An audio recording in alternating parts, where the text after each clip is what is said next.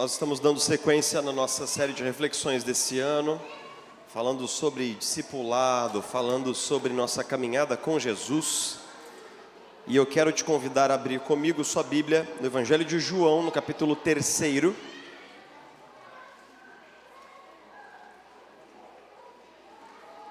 A partir do verso 1.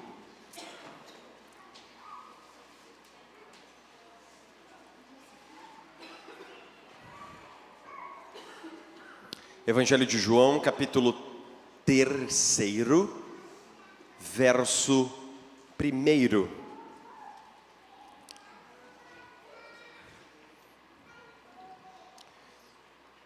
Esse capítulo, ele tem provavelmente o versículo mais conhecido da Bíblia de todos os tempos.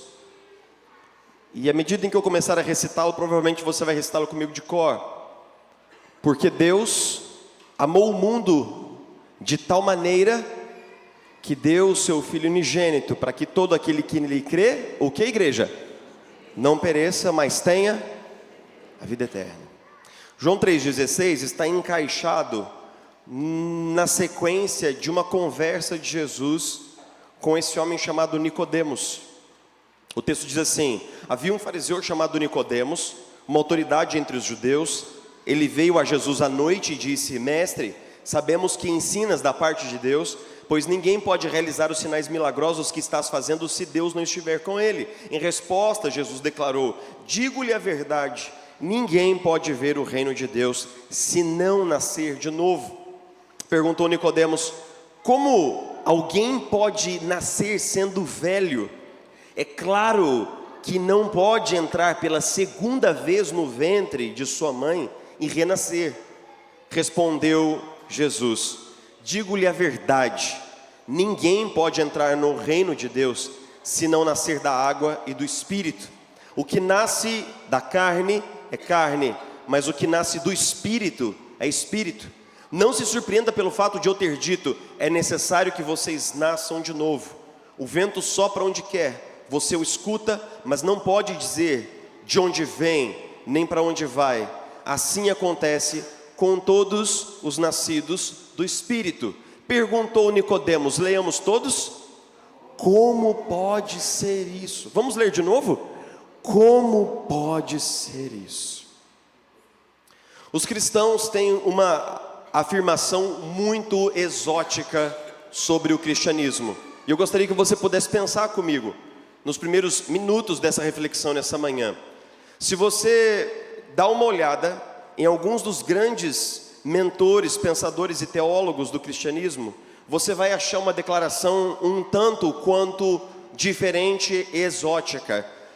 A afirmação de que o cristianismo não é uma religião. Por exemplo, Agostinho de Hipona, que viveu ali por volta do século IV, ele foi um bispo e doutor da igreja ali em Tagaste. Ele disse o seguinte, num dos seus livros mais famosos, sobre a doutrina cristã, ele diz assim: cristianismo não se trata apenas de saber algo sobre Deus, mas de ser possuído por Deus, de amá-lo e viver com Ele. Você fala assim, bom, interessante. João Calvino, no livro 3 das Institutas, capítulo 6, ele diz assim: a verdadeira piedade não consiste meramente em uma religião externa, mas de uma fé unida a um amor sincero com Deus. John Stott, um grande teólogo e pastor anglicano, talvez um dos nomes mais famosos do evangelicalismo do século passado, no seu livro Cristianismo Básico, ele diz assim: o cristianismo não é, em essência, um credo, um código ou um culto, embora contenha todos os três. Ele é, antes disso tudo, Cristo Jesus e uma relação viva com o Salvador ressurreto. Essas são declarações no mínimo curiosas, porque se você olha do lado de fora, o cristianismo é categorizado pelos estudiosos de história, antropologia e sociologia como uma das grandes religiões de todos os tempos. Uma das 3 grandes religiões monoteístas, junto com o judaísmo e com o islamismo, mas é classificado pela religião. como sendo uma religião. Mas as pessoas que vivem o cristianismo dizem assim: não, o cristianismo não é religião, não é sobre religião. E então a gente fica um pouco confuso, porque a gente vem à igreja e a gente tem o culto, e nós temos a confissão de fé de Westminster, nós temos todos os elementos externos de uma religião. Mas se você entra a fundo na experiência cristã, todos os cristãos vão dizer assim: olha, não é sobre religião. Então a reflexão de hoje, ela propõe que a gente possa pensar um pouco sobre isso. Em primeiro lugar, por que a fé cristã alega ser diferente de qualquer conceito de religião? Primeira pergunta. E a segunda pergunta: se a experiência cristã não é uma mera religião, então o que é?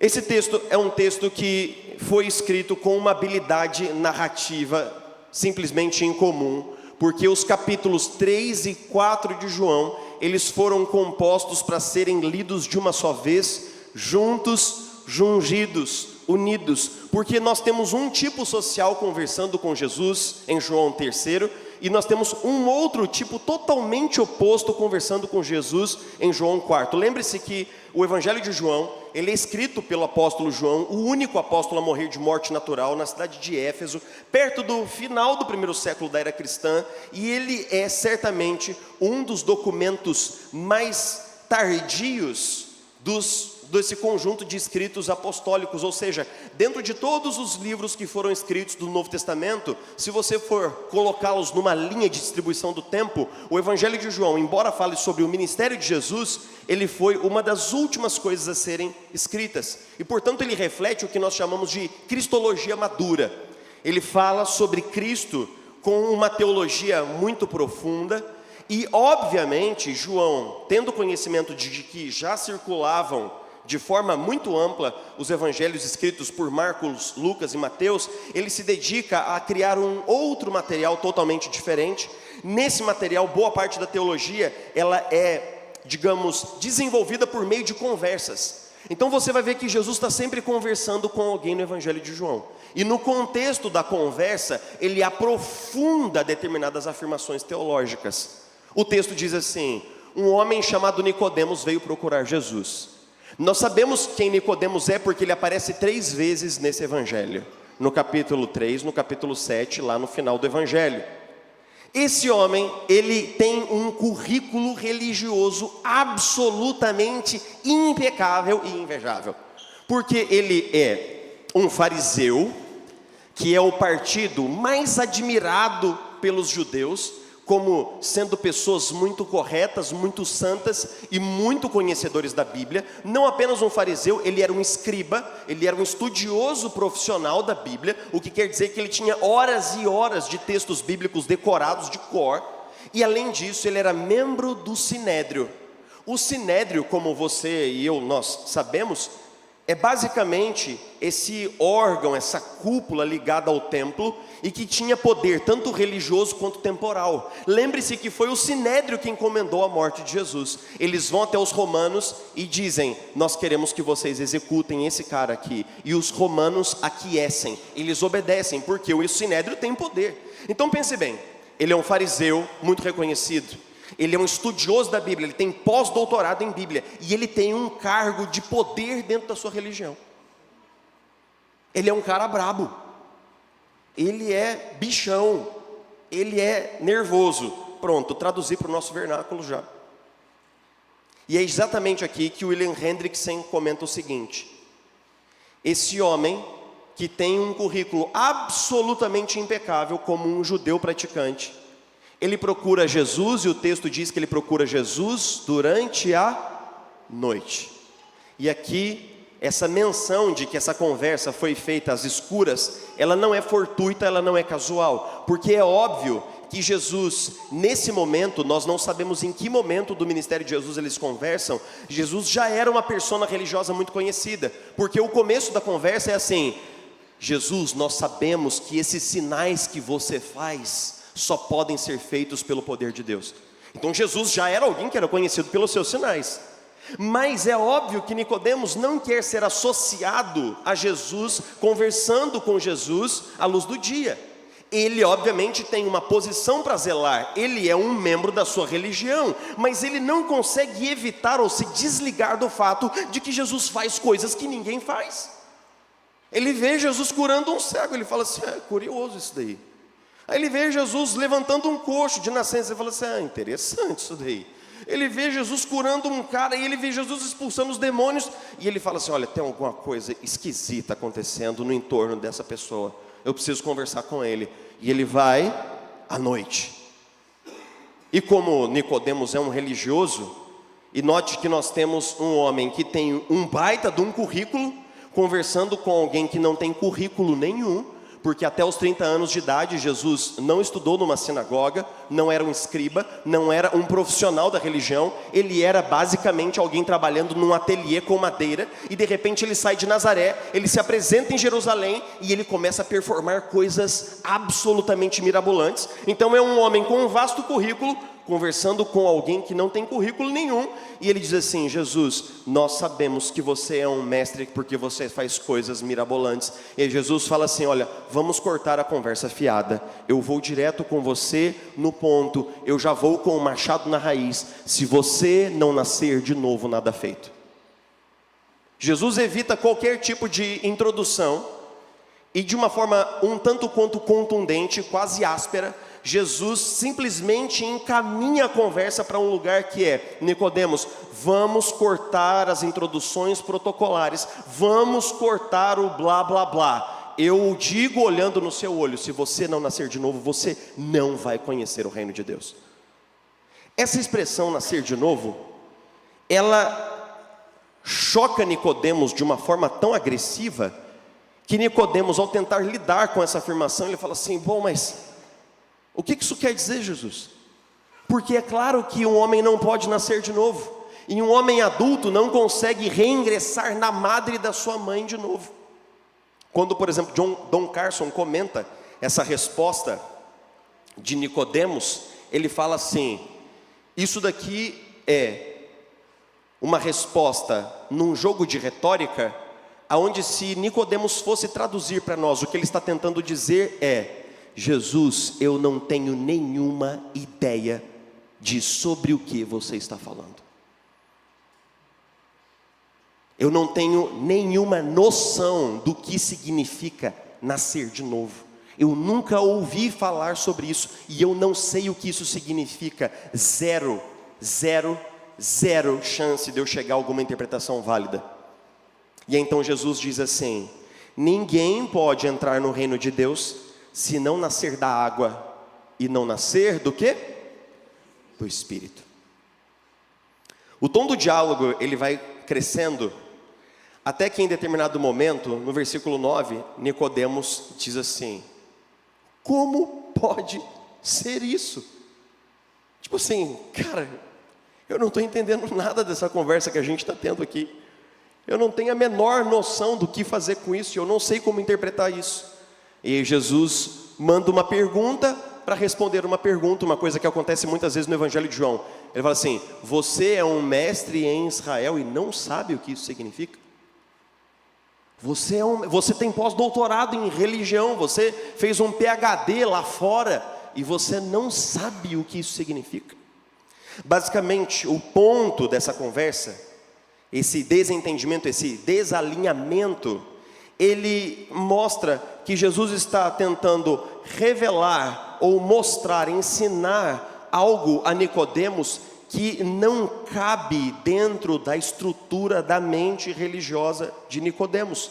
Porque Jesus está definindo a vida com Deus não de uma forma que Nicodemos não concorda, mas de uma forma que ele não consegue entender.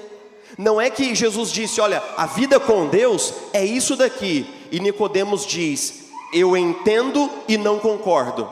Não, ele diz, eu não tenho nenhuma noção do que isso significa. E a partir desse momento a gente começa a entender um pouco um fenômeno do Novo Testamento. Eu quero que você pense comigo. Essa conversa de Jesus com Nicodemos, ela é apenas a ponta do iceberg. Porque esse não entendimento de quem Jesus é e da sua missão por parte dos religiosos, ele se aprofunda muito no Novo Testamento.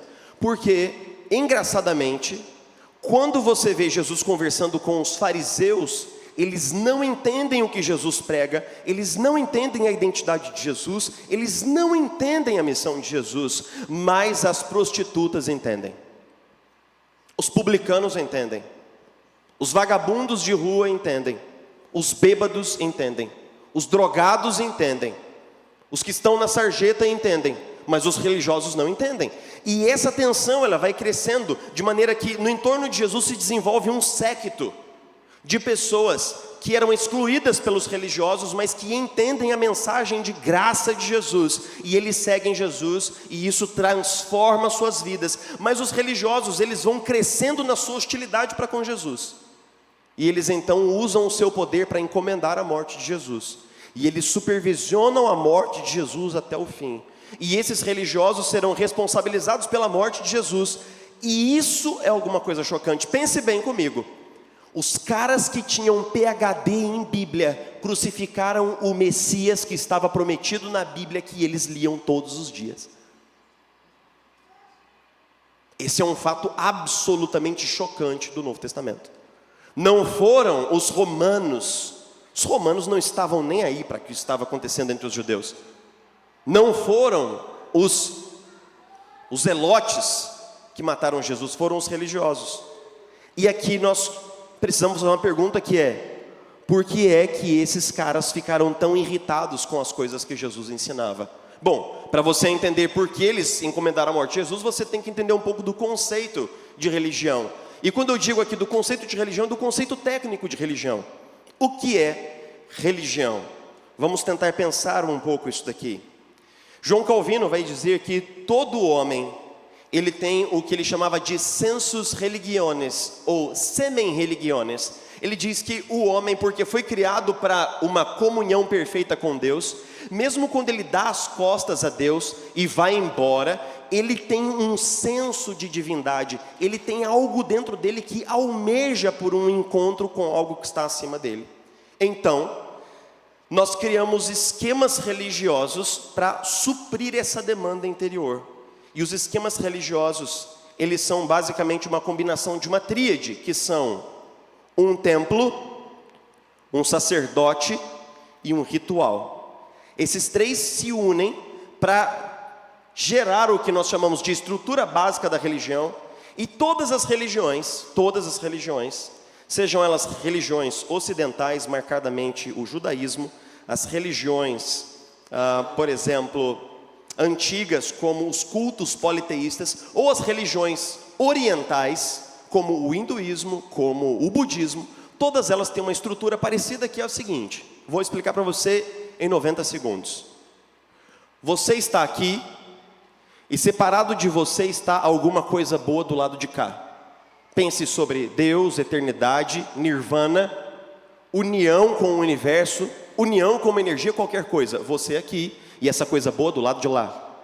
Mas se você vier fazendo coisas boas, e se você ticar o checklist daquela religião, então você vai se aproximando dessa coisa boa, a ponto de, em determinado momento, se você tiver a performance adequada, você recebe isso. Um bocadinho agora em vida, mas a grande parte na experiência da morte. Todas as religiões dizem: se você obedecer, se você for bom, se você fizer o bem, se você fizer. O que as religiões criam? Elas criam uma experiência de progressão na espiritualidade, na qual eu estou no controle. Sou eu que faço. Se você vier ao culto, né, e aí você pode até identificar isso com alguns discursos evangélicos hoje em dia. Se você vier ao culto, e se você for submisso ao pastor, e se você der o dízimo, e se você fizer a campanha, e se você fizer isso, e se você fizer aquilo, e se você fizer aquilo, então Deus vai amar você, então Deus vai gostar de você, então você vai para o céu. Mas se você fizer alguma coisa contrário a isso, e quebrar um padrão de performance, você não vai para o céu. É mais ou menos como o Papai Noel. Se você for uma boa criança e se comportar direitinho, lá no Natal alguma coisa boa vai acontecer para você, do contrário você vai ganhar meia. Se você for criança, se você for adulto, você vai ganhar uma gravata. Alguma coisa mais ou menos por aí. Ou um barbeador novo, dependendo das intenções maquiavélicas do coração da sua esposa. A grande questão é, Jesus está dizendo para Nicodemos que ele tem que fazer algo que ele não consegue fazer. Você entendeu? Se você não nascer de novo, se você não nascer do Espírito, bom, mas nascer do Espírito não é alguma coisa que eu consigo fazer, porque até onde eu sei eu não consigo controlar o Espírito Santo. E isso simplesmente bugou a cabeça de Nicodemos, porque Jesus está definindo o cristianismo não numa espécie de faça, e então obtenha. É a sua performance que está no controle. É como se Jesus dissesse, você precisa de um milagre. Mas até onde nós sabemos, quem é que pode fazer milagres, irmãos? Só Deus pode fazer milagres. É como se Jesus definisse a experiência do reino de Deus como uma coisa que só Deus pode fazer por mim e eu não posso fazer sozinho. E isso é absolutamente ofensivo. Não me admira que Jesus tenha sido tão cruelmente enquadrado e emplacado pelos religiosos do seu tempo. Sabe por quê? Porque a mensagem de Jesus basicamente era: Deus está nos salvando por sua graça. Isso tem a ver com o que Ele faz, não com o que você faz. A sua experiência religiosa de obediência, ela não gera a experiência da salvação. Ela só pode ser um resultado da experiência de salvação, mas não a causa da sua salvação. E isso esmigalhou o conceito farisaico de religião. Lembre-se, num conceito religioso, eu estou no comando, eu faço. Agora pense bem, se nós ensinamos domingo após domingo para vocês, para a igreja, nós pastores, líderes, teólogos, ensinamos para a igreja que é você que constrói a sua salvação, então quando você bater na porta do céu e aparecer um anjo, como naquelas típicas históricas do evangelicalismo brasileiro, e o anjo perguntar, por que é que eu devo deixar você entrar no céu? Qual seria a nossa resposta? Porque eu mereço. Porque eu mereço. Eu construí isso daqui, eu investi nisso daqui, eu vivi para isso daqui, e agora você tem que me deixar entrar, porque eu mereço. Nesse esquema de eu mereço, quem é o salvador dessa pessoa? Ela mesma. E a pergunta é, que lugar Jesus ocupa nesse cenário? Nenhum lugar. Nenhum lugar. A religião diz que eu estou no comando, diz que eu posso me salvar fazendo isso e aquilo. E é engraçado como isso explica porque as pessoas que são mais religiosas, elas podem se tornar mais difíceis de conviver e quase insuportáveis. Sabe por quê? Porque a religião em si, ela alimenta o nosso orgulho, ela não alimenta a nossa humildade, ela não alimenta o meu senso de dependência de Deus e de que eu preciso de alguém que me salve. A religião, ela alimenta a perspectiva de que eu sou bom, eu vou à igreja, eu faço coisas boas, e é por isso que eu sou melhor do que o Joãozinho, é por isso que eu sou melhor do que a Rita, é por isso que eu sou melhor do que esse incircunciso filisteu que é meu vizinho aqui. Eu estou olhando para essas pessoas do alto do meu patamar de superioridade moral. E é por isso, basicamente por isso, que ao longo da história da igreja, as pessoas mais religiosas, elas foram as mais combativas contra Jesus, contra os apóstolos, e os fariseus e saduceus, eles não vão perseguir apenas Jesus, eles não vão ficar satisfeitos com a morte de Jesus, mas praticamente todos os apóstolos serão mortos, por encomenda do Sinédrio, todos eles mortos, pelos líderes da religião judaica. Pense comigo, se Jesus estivesse aqui e pregasse um sermão num domingo de manhã dizendo assim: você não pode fazer absolutamente nada para salvar a você mesmo, você depende de um milagre, você depende de um nascimento do alto que só pode vir do Espírito Santo, talvez nós também tentássemos calá-lo. Talvez nós também tentássemos calá-lo. Quando Jesus tenta explicar um pouco melhor para Nicodemos o que essa experiência significa, Jesus usa alguns conceitos. E eles estão a partir do versículo 5. Ele diz assim: ninguém pode entrar no reino de Deus se não nascer da água e do Espírito. William Hendrickson e Don Carson dizem que água e Espírito aqui são uma endíades. São dois elementos narrativos que eles estão jungidos para significar uma coisa só, que é a água como sendo um símbolo do batismo, mas o Espírito como sendo um símbolo da regeneração. Ou seja, nascer do Espírito é ser regenerado espiritualmente. E o que é regeneração? Esse é um conceito teológico que as nossas igrejas pregam um pouco hoje em dia. O conceito da regeneração pensa mais ou menos assim: o ser humano no seu modo padrão, no seu modo default, ele está morto espiritualmente. Ele está morto nos seus delitos e pecados, como Paulo diz aos Efésios. Então o Espírito Santo vem sobre esse indivíduo e derrama a vida espiritual nele e o torna vivo espiritualmente. Ele se torna capaz de ouvir a Deus, de ter comunhão com Deus, de perceber a Deus, de ter intuição do que Deus está falando com ele por meio da palavra. E é por isso que Merrill Tenney, ele diz o seguinte: nós temos em João 3 o texto básico do Novo Testamento para explicar a doutrina da regeneração, que é: nós nos tornamos cristãos não porque nós saímos sozinhos do nosso estado de morte espiritual, mas porque nós fomos tirados do nosso estado de morte espiritual por uma mão que nos eleva e que não é a nossa. Ser regenerado pelo Espírito Santo é um milagre. Quando os teólogos do Sínodo de Dort se reuniram na Holanda entre os anos de 1618 e 1619, eles redigiram o que ficou conhecido como os cânones de Dort. Dos cânones de Dort vêm os famosos 5 pontos do calvinismo, que são o acróstico TULIP. Então, se você vê muitas vezes o calvinismo associado à figura de uma tulipa, é porque essa tulipa, ela aponta para esses 5 pontos do calvinismo. Em determinado momento, nos artigos 11 e 12, os teólogos de Dort, eles falam sobre a regeneração. E note como eles escrevem sobre a regeneração. Eles dizem assim: a regeneração é uma obra sobrenatural de Deus, poderosíssima e ao mesmo tempo agradável, maravilhosa, secreta e indescritível, que não é inferior ao poder que Deus usou na criação de todas as coisas ou na ressurreição dos mortos. No artigo 12 eles dizem assim: a regeneração é uma obra exclusiva de Deus, absolutamente sobrenatural, poderosa, agradável, maravilhosa e irresistível. Deixa eu tentar aproximar um pouco mais isso do nosso coração. Quando uma pessoa passa por uma experiência genuína de conversão, ela não está apenas aderindo à religião certa. Ela não está apenas mudando de igreja. Ela está passando por uma experiência interior, onde Deus infunde nela alguma coisa que ela não sabe explicar muito bem em palavras, mas ela sabe dizer que existe alguma coisa diferente dentro do coração dela, e isso é real.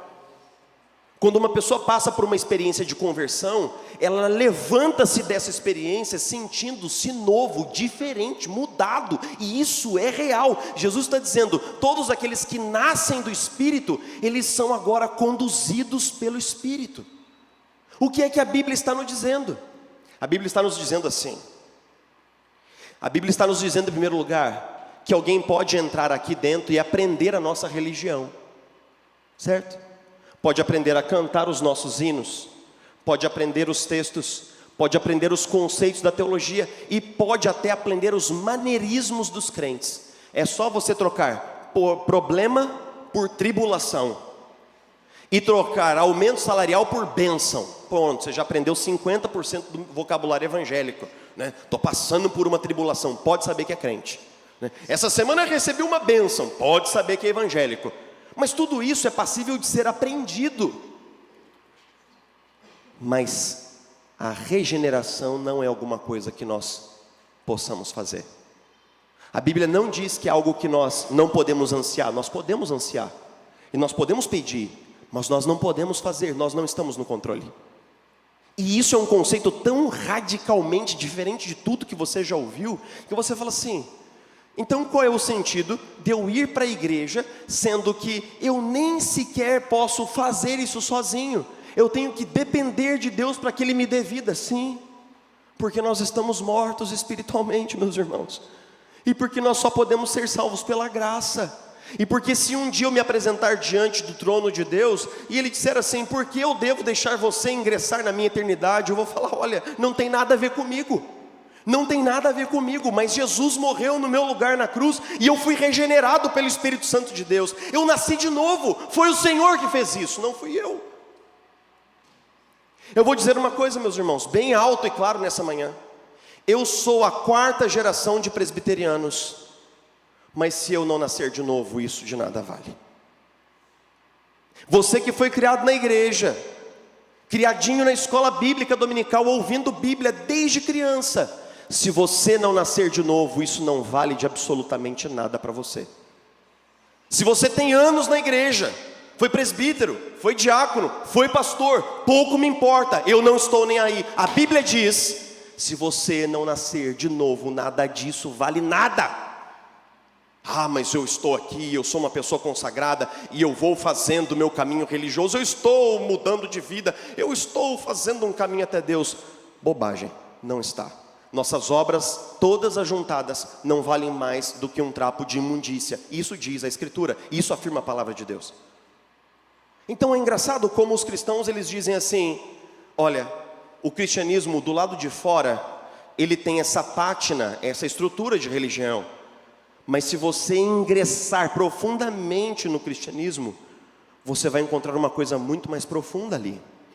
Você vai encontrar uma experiência interior de nascer de novo, de uma maneira que você nem sequer imagina o quão radical e o quão agressiva é essa experiência. Eu fui criado na igreja na minha primeira infância. Fui criado ouvindo música gospel infantil, que hoje algumas delas eu canto para minha filha. Fui criado lendo a Bíblia na minha primeira infância. Entre os 11 e os 12 anos de idade, eu li a Bíblia inteira. Entre os 12 e os 13 anos de idade, eu li a Bíblia inteira de novo. Eu era um adolescente religioso, eu ia à igreja. Na minha adolescência, eu passei tocando na igreja. Comecei tocando guitarra na igreja, aos 16, 17 anos de idade. Mas é engraçado que quando eu passei pela experiência de conversão, eu soube o que estava acontecendo. Boa parte da igreja sabe que o meu testemunho de conversão ele se dá quando minha irmã morre. Eu perdi uma irmã para o câncer, alguns dias antes dela completar 2 anos de vida. Ela morreu precisamente nas primeiras horas do dia 11 de julho de 2002. No dia em que eu completei 18 anos, a minha irmã morreu, o telefone tocou pela manhã. E aquilo iniciou uma crise de fé, porque nós tínhamos orado, nós tínhamos buscado, nós tínhamos intercedido, nós tínhamos jejuado, nós tínhamos feito tudo o que a religião diz que nós devemos fazer para poder controlar a Deus e mantê-lo na nossa caixinha de controle. Mas a minha irmã morreu e Deus não quis fazer o que nós queríamos que Ele fizesse. E aquilo simplesmente destroçou todas as estruturas religiosas que eu tinha na cabeça. Eu tive uma depressão. Eu fui trabalhar na fazenda porque minha família na época achou que isso seria bom para mim. E lá eu tive uma conversa com Deus nesses termos. Eu não sei se você existe, eu não sei se você não existe, eu não sei se você me ouve, eu não sei se você não me ouve. Mas por enquanto eu não quero saber de você, eu vou embora. E eu fiquei 1 ano fora da igreja. Em todos os lugares que eu ia nesse período, em todas as coisas que eu fazia, alguma coisa dentro de mim dizia, com uma voz muito suave, o seu lugar não é aí. Você não deveria estar fazendo isso. Eu tenho outra coisa para você. Em todos os lugares, em todos os horários do dia, uma voz muito tranquila falava dentro de mim. E quando foi chegando ali por volta de 1 ano completo da morte da minha irmã, aquilo gerou uma tensão no meu coração insuportável. Eu acordava de madrugada e eu chorava, eu falava, Deus, eu não sei mais o que fazer da minha vida. Eu não consigo entender você, porque você fez as coisas que fez, mas eu não consigo viver sem você também. Então me dá um jeito. Não consigo mais. E aí eu fiz uma oração. Orações são perigosas. Se nenhum pastor te disse isso até hoje, eu vou te dizer, sem medo de errar, orações são perigosas. Eu estava deitado no sofá da minha casa. Minha mãe colocou uma música de crente na vitrola. Essas músicas de crente também são perigosas. E ouvindo aquela música, o meu coração foi profundamente tocado. Eu me senti inteiramente quebrando por dentro. E eu disse: Deus, eu entrego a minha vida completamente a Ti, sem reserva. Faz de mim o que o Senhor quiser, mas faça logo. Faça isso, a minha vida é Tua. E eu nunca mais vou voltar atrás nessa decisão. Eu nunca mais vou te dizer que estou indo embora. Do dia para a noite, a minha cabeça, a minha mente, meu coração, a minha vida foram sendo transformados de um jeito que eu já não conseguia entender. Eu passei a ter fome da palavra. Todos os dias de manhã eu tinha que me sentar com a Bíblia. Eu sentia fome de oração. Eu sentia vontade de estar na igreja. Eu sentia vontade de estar com as pessoas. Eu sentia vontade de falar de Jesus. E tudo aquilo era absolutamente natural. E aquilo nunca parou de crescer na minha vida. Eu fui regenerado.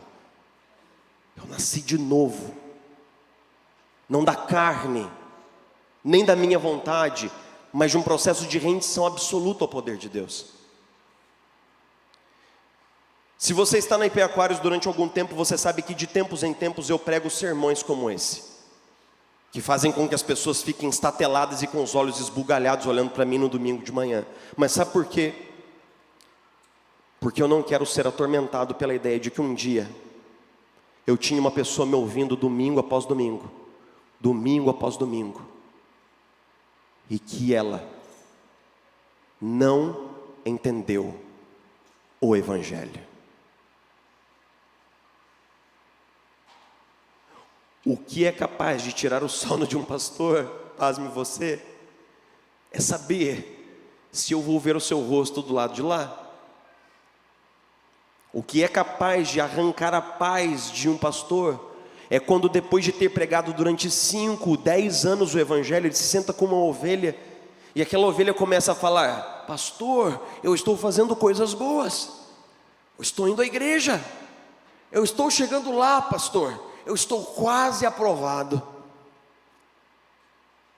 E isso me faz cair em lágrimas e chegar à conclusão que essa pessoa, por mais que esteja aqui, ela ainda não entendeu.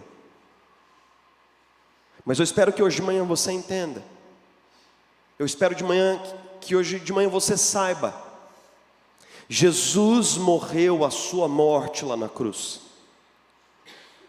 E morrendo a sua morte, Ele conquistou para você perdão, graça e aceitação. E essas coisas não são derramadas apenas em nós no cognitivo, elas são aplicadas sobre nós pela presença e pelo poder do Espírito Santo. Nós todos precisamos o que, igreja? Nascer de novo. E todas as vezes é importante que nós possamos reavaliar nossa jornada. Será que eu já passei por essa experiência? Será que eu almejo essa experiência? Será que eu a desejo do fundo do meu coração? Senhor Jesus, nessa manhã nós pedimos, tem piedade de nós. Nicodemos não entendeu em princípio, mas ele entendeu muito depois. Pois muito tempo depois, quando ele pede o seu corpo, Senhor, e o embalsama, ele mostra que agora ele havia entendido e que ele estava pronto para assumir um compromisso contigo, Jesus. Eu oro por todos aqueles que estão num caminho de entendimento aqui nessa manhã. Eu oro para que o Senhor derrame graça sobre os seus corações. Eu oro para que o Senhor possa derramar, Senhor Jesus, renovo sobre eles, mas sobretudo que o Senhor possa trazer dentro deles uma pergunta muito sincera: será que eu já nasci de novo? Jesus, o Senhor nos ensinou que isso não é algo que nós possamos fazer, mas isso é algo que nós podemos ansiar, que nós podemos desejar. Isso é algo que nós podemos almejar. Dá-nos uma santa ambição, Senhor. Dá-nos uma santa ambição em nome de Jesus, de que nossa vida venha a ser completamente transformada pelo vento do Teu Espírito, de que nós venhamos a ter um encontro verdadeiro com a cruz de Jesus, de que nós venhamos a experimentar o abraço do Pai Celestial, e que nessa experiência de sermos encontrados pela Trindade Santíssima em amor e graça e perdão, nós possamos experimentar nova vida, novo nascimento, nascer de novo. Jesus, eu oro com todos aqueles que foram criados na igreja, assim como eu fui, nessa manhã, e oro junto com eles, pedindo: Senhor, faz com que tudo aquilo que nós ouvimos e vimos seja agora aplicado ao nosso coração pela pessoa e pela obra do Teu Espírito Santo. Eu oro por todos aqueles que estão aqui e que estão ouvindo progressivamente do Evangelho e tentando discernir o sentido mais profundo disso. E eu oro para que, Senhor Jesus, eles possam deixar os obstáculos intelectuais de lado em algum momento e se lançar numa experiência pessoal contigo, de novo nascimento. Eu oro para aqueles que estão agora afastados e esfriados na fé, incertos, desanimados, esmorecidos. E eu oro, Senhor, para que essa vida possa ser renovada neles pelo influxo do Teu Espírito. Mas, Senhor Jesus, não nos deixa, Senhor, nos embrenhar pelas matas da religião e nos perdermos da simplicidade de um relacionamento pessoal com Você. Não permita isso. Como alguém que já se perdeu na religião muitas vezes, eu oro com os meus irmãos, nós oramos juntos pedindo: Senhor, nos aviva, nos aviva, nos aviva, nos leva de volta ao primeiro amor, Senhor, nos traz de volta para casa, nos faz experimentar de novo na Sua doce e santa presença, da simplicidade do que é permanecer contigo, Senhor, a simplicidade do que é ouvir a Sua voz na palavra, a simplicidade de conhecer o Seu coração na vida de oração. Nos perdoa, Senhor. Nós tendemos a tirar do centro aquilo que deve ser importante. Nós tendemos, Senhor Jesus, a isso. Mas o Teu Espírito Consolador de graça é poderoso e gracioso para nos levar de volta para casa. Nós oramos, Jesus, pedindo: nos renova nessa manhã, nos renova nessa manhã. Nós oramos em nome de Jesus.